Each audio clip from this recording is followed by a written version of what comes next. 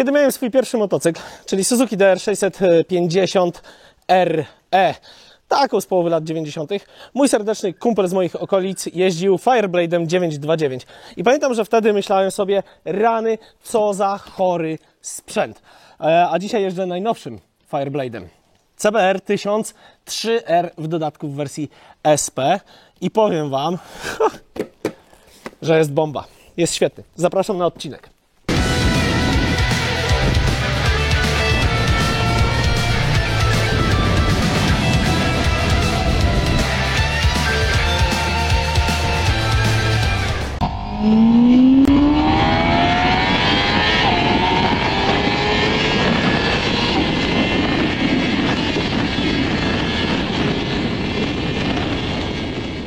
Długo się zastanawiałem w ogóle, jak do tego podejść, bo raz, że nie oszukujmy się, nie wywodzę się ze środowiska motocykli sportowych, aczkolwiek jeżdżę nimi ostatnio coraz częściej.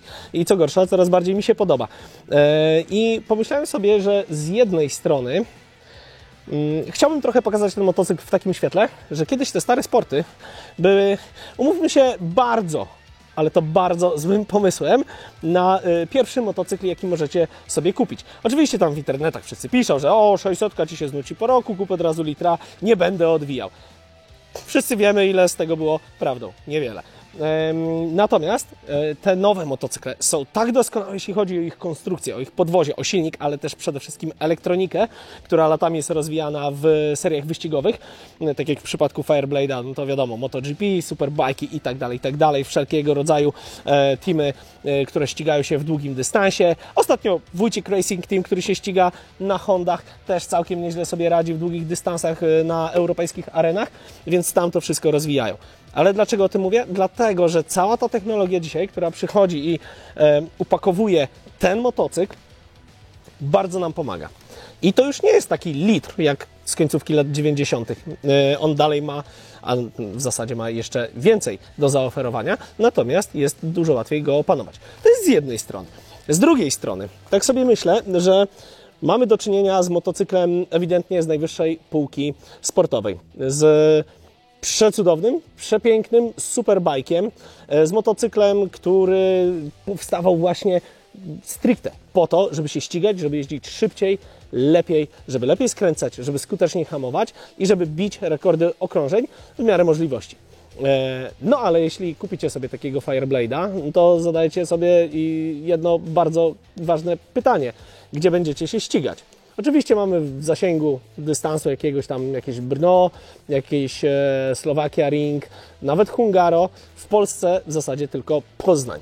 Skutkiem czego, koniec końców, tak czy inaczej widzimy mnóstwo tych motocykli na drogach i w tym teście postanowiłem, że zrobię kompletnie odwrotnie, bo cały czas, jak widzieliście jakikolwiek inny test tego motocykla, to zawsze było to torowanie, pała i chłopacy pokazywali, jak się tym ścigać i jak dobry bądź nie w tym jest. A ja dzisiaj zabrałem go na wyprawę na Podlasie. Normalnie przyjeżdżam tu adventurem, a tym razem adventure jest na sporcie.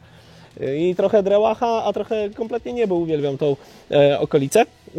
A przy okazji okazało się, że takim wielkim superbajkiem da się podróżować w dość niecodziennym towarzystwie. White light shining brighter than the sun. Hits hard like a bullet from a gun. Won't somebody tell me what the hell is going on? Mówiąc o użytkowaniu Fireblade'a na co dzień, tak czy inaczej musimy zacząć, słuchajcie, moi drodzy, od ergonomii.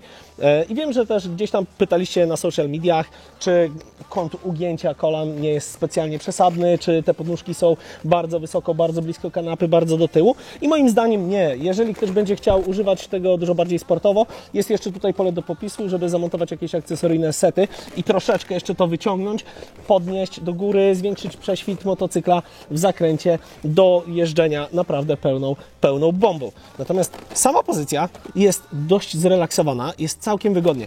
Kierownica oczywiście fajnie opada, jest sportowa, natomiast zrobiliśmy nimi wczoraj coś koło 300 km i okazuje się, że po pierwsze z rękoma i nadgarstkami nic specjalnie złego się nie stało i dało się z tym żyć. Co więcej, ta kanapa oferuje więcej niż dobry komfort, bo akurat moje 4 litery w ogóle nie krzyczały o pomoc, o pauzę, o przerwę i o to, żeby wreszcie położyć się na brzuchu. Więc ergonomia do jazdy codziennej jest naprawdę, naprawdę spoko. Jednocześnie jesteśmy cały czas na superbajku, więc jeśli tylko zechcecie, jesteście w stanie złożyć się za nim i przywołać na pomoc największych przyjaciół Jeremiego Clarksona, czyli Speed and Power.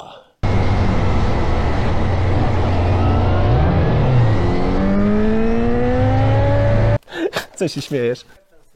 Chyba że jesteście Captain Slow, to wtedy nie przywołujecie Speed and Power. No dobra, ale ergonomia, to, że on tak wygląda przepięknie, mi się bardzo podoba malowanie HRC.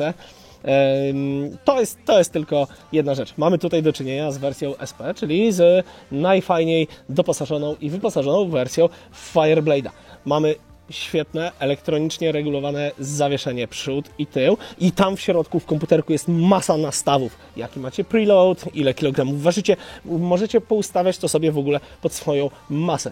Działa to obłędnie i motocykl jest super stabilny w każdych warunkach. A jechałem nim w pełnym deszczu, jechałem nim po autostradzie, jechałem nim bardzo wolno, jechałem nim bardzo szybko po dziurach, zdarzył się shooter i to zawieszenie rzeczywiście w każdym momencie daje nam mega odczucie pewności. Jeszcze więcej tej pewności, szczególnie jak jesteście głupkami i śmigacie zdecydowanie za szybko, dają te wspaniałe 4-tłoczkowe monobloki od Brembo. I taki fun fact, jak zwykle w Hondzie i generalnie w Japończykach nie uświadczycie tutaj stalowego oplotu przy tych hamulcach.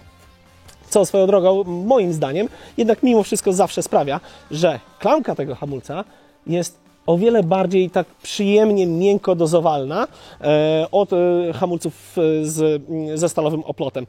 Przewody w stalowym oplocie dają to, że tam jest momentalnie brzytwa, pewnie bardzo fajnie do torowania, natomiast na co dzień ja lubię tą taką fajną, miękką dozowalność, bo jeśli przełączycie się w tryb practice, macie taki kosmiczny wyświetlacz, który pokazuje Wam kąty wychylenia motocykla, to jest raz, ale dwa, też animacje siły G przy przyspieszaniu i przy hamowaniu. I kiedy hamujecie agresywnie z dużej prędkości i tam na niebiesko robi się po prostu górka do samej góry, do samej krawędzi tego wyświetlacza, no to okazuje się, że ta fajna taka dozowalność jest super. Nie ma totalnej brzytwy, ale jest tak fajnie, miękko wchodzi. Fajnie jesteście w stanie dołożyć kompresji tego zawieszenia, tej przedniej opony jest jeszcze bardziej. W pewnym momencie motocykl sobie tylko mruga awaryjnymi światłami, a Wy zatrzymujecie się z prędkości światła do stationary mniej więcej na 12 metrach. Jest rewelka. No a do prędkości światła wyśle Was ten silnik. Oczywiście rzędowa czwóreczka z ogromną ilością momentu obrotowego, jak na litrową rzędową czwórkę, bo jeśli dobrze pamiętam, jest tam 113 Nm momentu obrotowego. Sprawia to, że z jednej strony w codziennym użytkowaniu, kiedy jedziecie sobie tym motocyklem turystycznie, możecie jechać, zapiąć 6. bieg i jechać kompletnie zapominając o istnieniu skrzyni biegów. 50 kilka kilometrów na godzinę na wyświetlaczu, 6. bieg, niecałe 2000 obrotów, cichuteńki pomruk, jest wszystko git. Jeśli mu odkręcicie, no to da Wam wszystko, bo mocy, wiecie, wszyscy się zawsze ścigają do tego mitycznego konia na kilogram, a Honda w najnowszym Fireblade'zie oferuje więcej niż konia na kilogram, bo mamy ponad 217,5 konia przy 200 kg naprawdę malutkiego gabarytowo motocykla. Zobaczcie, ja mam 1,70 m wzrostu, więc pewnie jakieś circa 1,5 metra rozpiętości skrzydeł. Jego całego mogę objąć. To jest motocykl wielkościowo, gabarytem, przypominający naprawdę Max 600. Jest tak skompresowany, tak upchnięty, tak maluteńki. Jeździłem jakiś czas temu CBR 600 RR i wydaje mi się, że tutaj na przykład na kanapie jest o wiele więcej miejsca dla bardzo dużego gościa. Notabene, nawijając szybciutko do ergonomii, powinienem wspomnieć, że 2-metrowiec nie radzi sobie super mega fajnie na tym motocyklu, bo przysiadł się do niego Kamil na chwilę, na kilka kilometrów i poprosiłem go o próbę złożenia się, pokażę Wam to po prostu, uśmiejecie się, a on Wam tego nie pokaże, bo nie nagrywaliśmy. Słuchajcie, przy próbie złożenia się do pozycji sportowej, gdzie ja się chowam, brodę w miejsce przeznaczone, chowam się caluteńki za tę owiewkę i siedzę w totalnie idealnej pozycji. W tym miejscu, kiedy długi się składał, słuchajcie, głowa wystawała mu prawie przed lampę. Zaręczam słowem. Powaga, wyglądało to przekomicznie, jechałem obok niego, długi poskładany miał głowę tu. Więc jeśli macie 2.05, to może być jeden maluteńki problem z Fireblade'em. Problemu za to nie będziecie mieli z tematem osiągnięcia prędkości wszelkich. I to Fireblade robi okrutnie, wręcz skutecznie, bo pojechałem nim wszystko i pobiłem swoje rekordy prędkości. Niestety nie nagrywałem, nie pokażę Wam tego, musicie uwierzyć mi na słowo. Zwolniłem i pomyślałem sobie, co się właśnie wydarzyło. Bo kiedy jeździłem wieloma motocyklami, na przykład Ducati, to przy prędkościach, kiedy na prostej startowej dokładacie mu wszystko, tudzież na pasie startowym na lotnisku dokładacie mu wszystko, tam się robi 260-270 na godzinę, cała owiewka chodzi, lusterka po prostu chcą odlecieć i czujecie tym motocyklem, że jedziecie cholernie szybko. Co na to Fireblade?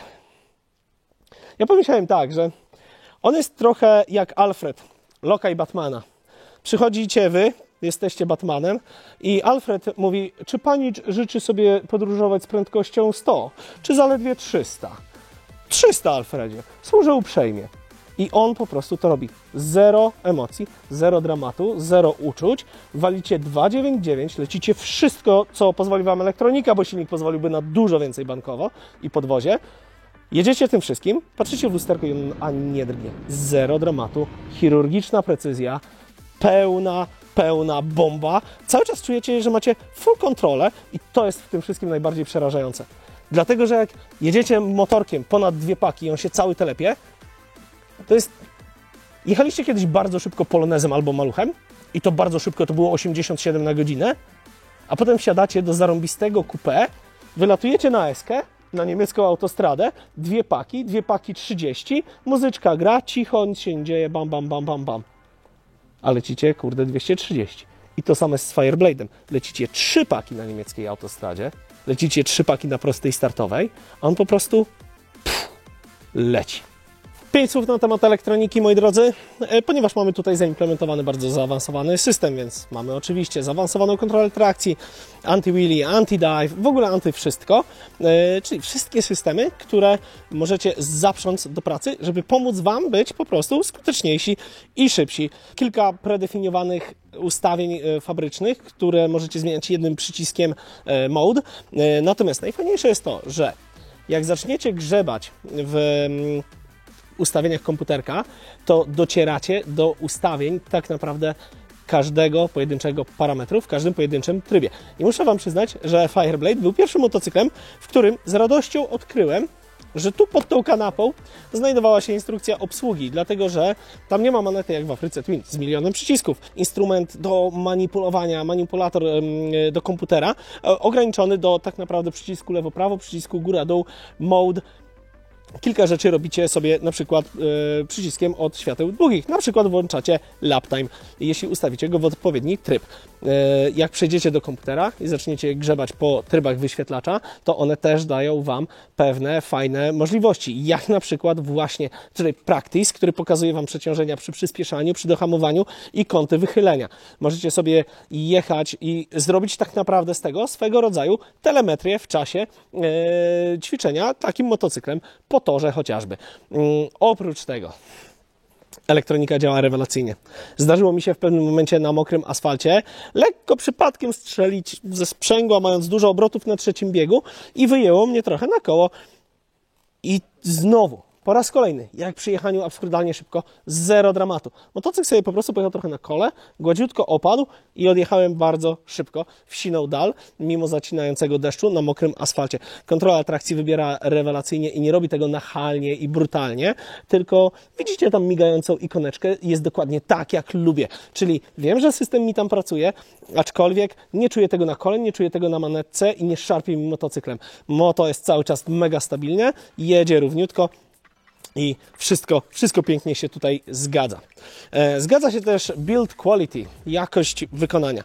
Bo jeden z Was zadał mi pytanie na Facebooku, jak to jest z jakością wykonania tego motocykla. Czy jest to taki typowy standard Hondy, czy jednak jest lepiej? Bo umówmy się, Fireblade do tanich nie należy.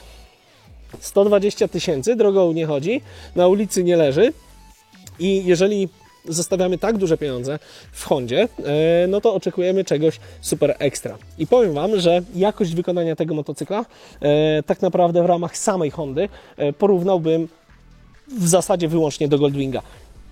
To nie jest jakość wykonania choćby nawet Afriki Twin. Słuchajcie, tutaj wszystko, zarówno te plastiki, jakość spasowania, cała nakładka tutaj na airbox, na zbiornik jest z kompletnie innej jakości, grubszego, takiego soczystego plastiku, który sprawia wrażenie naprawdę mega wytrzymałego. To wszystko trzyma się ładnie. Jest jedno z piękniejszych i lepiej wykonanych na przykład wypełnień czaszy, gdzie tutaj nic nie drga, nic się nie rusza, nic po prostu się nie telepie, nie skrzypi to, nie skrzeczy. Jest rewelacja. Mamy oczywiście przepiękny system bezkluczykowy z fajnym kółeczkiem, pokrętełkiem tutaj. Mamy amortyzator skrętu na pokładzie, który tak jak zawieszenia, tak jak tryby jazdy, jak poziom oddawania mocy, jak hamowanie silnikiem i całą resztę systemów ustawiacie elektronicznie. Jedno z innych pytań dotyczyło z kolei quickshiftera, który oczywiście też jest tutaj na pokładzie. Czy działa twardo, czy występują te takie nagłe szarpnięcia i dodania gazu, szczególnie przy dohamowaniu i redukcjach, kiedy zrobicie to troszkę niezdecydowanie. Ja na jednym z filmów mówiłem, że Ducati Panigale na przykład potrafiło coś takiego robić, takie wierzgnięcie, które wbijało Was częścią ciała wielce nam drogą w bak, kiedy byliście troszeczkę za mało zdecydowani i chcieliście zredukować, a przepustnica trochę tam przewaliła tego paliwa, nagle dostało małego pryska i podskakiwały te obroty i potrafiło szarpnąć. Tutaj będzie szarpać. Albo nie będzie szarpać. I to bardzo zależy od tego, jak sobie wejdziecie po raz kolejny w ustawienia w komputer i możecie ustawić sobie, wybrać jedno z 3 ustawień, 3 trybów pracy quickshiftera, który może pracować twardo, mocno, czyli wtedy wiecie, kupiecie te biegi, zachowujemy się z tym motocyklem, traktujemy go brutalnie, bo jeździmy wyczynowo, sportowo. Możecie ustawić sobie na mid, możecie też przestawić na soft. Mało tego, możecie wybrać, czy quickshifter ma działać, czy nie i czy ma działać góra-dół, czy tylko do góry, więc te wszystkie ustawienia wedle Waszych najlepszych preferencji. A jak działa góra-dół, to jeszcze możecie sobie wybrać, że w innym trybie ma zmieniać biegi w górę, a w innym trybie zmieniać biegi w dół, czyli na przykład w górę twardo, w dół miękko. Co tu dużo opowiadać? Słuchajcie, jakość wykonania na najwyższym poziomie, to wszystko jest po prostu przecudownie spasowane. Oczywiście znajdzie się pewnie jakiś malcontent, który powie, że ta dokręcana rama pomocnicza to jest tutaj tak zażygana spawami. I ja sam jeszcze kilka lat temu bym się tego czepiał, że wygląda to bardzo źle i bardzo tak sobie, a z drugiej strony w sumie nie znam się na materiałoznawstwie, tak się to chyba nazywa, ale jeżeli obserwuję, że motocykle premium przeróżnych marek europejskich, japońskich są spawane w ten sposób, gdzie zostawiona jest tak duża ilość tego spawu, to samo zresztą znajdziecie tu przy główce ramy, choć ten spaw wygląda już taki, wiecie, ładnie kładziony jeden po drugim. Wszyscy zostawiają bardzo dużo tego spawu, więc mogę powiedzieć, że estetycznie mi się to nie podoba, natomiast z jakiegoś powodu wszyscy to robią, czy mówimy tutaj o wielkich motocyklach Adventure, czy o motocyklach Super Sport, Superbike, pojawia się to wszędzie. Natomiast wszystko poza tym przepiękny ten tytanowy akrab, który fajnie gada i też jest tak, że jak jedziecie sobie powolutku, jest cichutko,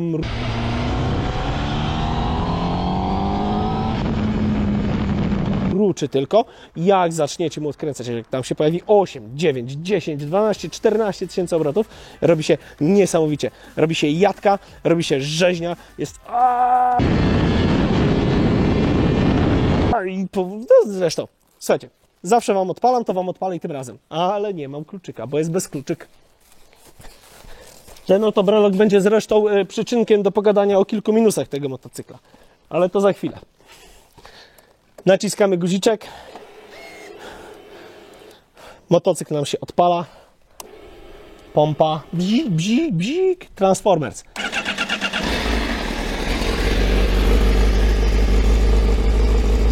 No i jak? Jest basowo, co? Jak odkręcicie, momentalnie robi się wściekły, potężny sportowy motocykl. Jak jedziecie spokojnie, jest basowo, jest easy peasy, jest po prostu genialnie.